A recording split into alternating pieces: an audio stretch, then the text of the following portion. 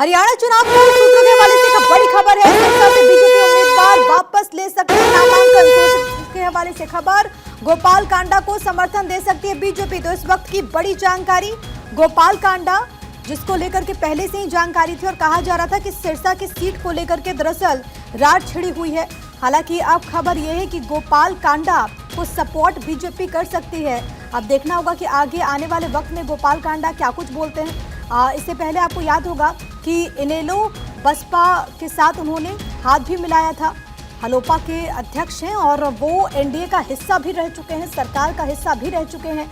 लेकिन सिरसा सीट को लेकर के दरअसल बगावत देखने को मिली थी। लेकिन अब एक बड़ी खबर है सोर्सेज के हवाले से, जो कि ये सिरसा से बीजेपी के उम्मीदवार अपना नामांकन वापस ले सकते हैं और संभव है कि गोपाल कांडा को भारतीय जनता पार्टी यहां से सपोर्ट कर सकती है। अब अगला कदम गोपाल कांडा का क्या, क्योंकि इससे पहले वो प्रदेश में आईएनएलडी और बीएसपी के साथ जा चुके हैं, उन्होंने अलायंस फॉर्म कर लिया है। लेकिन क्या अब उनकी वापसी होगी, ये भी एक सवाल है, क्योंकि अब कहा जा रहा है बीजेपी उनको सपोर्ट कर सकती है। अब सिरसा से बीजेपी के जो उम्मीदवार हैं वो नॉमिनेशन वापस ले सकते हैं। इससे पहले गोपाल कांडा, जो कि एक काफ़ी चर्चित चेहरा भी हैं और बीजेपी के साथ उनकी नज़दीकियां भी रही हैं, सरकार का भी वो हिस्सा रहे और लंबे वक्त से वो सिरसा सीट की मांग कर रहे थे और एक वक्त पर उनकी तरफ से कहा गया था कि मैं एनडीए के साथ ही हूं। अब ये जानकारी है कि जो बीजेपी के उम्मीदवार हैं सिरसा से, वो अपनी दावेदारी, वो अपना नॉमिनेशन वापस ले सकते हैं। बहुत दिलचस्प मोड़ पर इस वक्त हरियाणा का विधानसभा चुनाव, और क्योंकि 5 अक्टूबर को वोटिंग होने वाली है और इससे पहले एक बड़ी खबर सामने आ रही है। थानेश्वर मेरे साथ, मेरे सहयोगी तमाम जानकारी के साथ इस वक्त कनेक्टेड हैं। थानेश्वर, कहा जा रहा है कि बीजेपी के जो कैंडिडेट हैं वो सिरसा से नाम वापस ले सकते हैं और बीजेपी गोपाल कांडा को सपोर्ट कर सकती है। क्या जानकारी अंदर खाने से?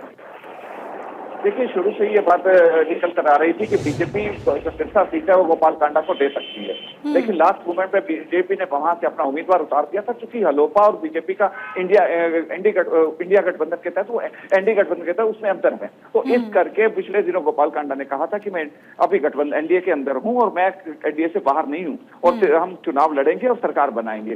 तो अभी जो सूत्रों से निकल कर आ रहा है, बीजेपी कैंडिडेट ने भी यही कहा था कि अभी एक गुप्त मीटिंग होगी, मीटिंग के बाद जो निर्णय होगा कि मैं यहाँ से चुनाव लड़ूंगा या नॉमिनेशन वापस लूंगा।